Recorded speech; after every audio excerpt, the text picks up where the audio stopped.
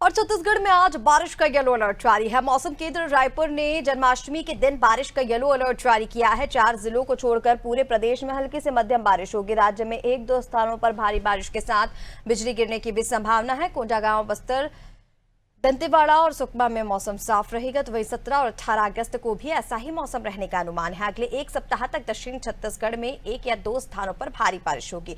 दक्षिण उड़ीसा और उससे सटे उत्तरी आंध्र प्रदेश तट पर कम दबाव के क्षेत्र के प्रभाव के कारण प्रदेश में मौसम की यह स्थिति बनी है।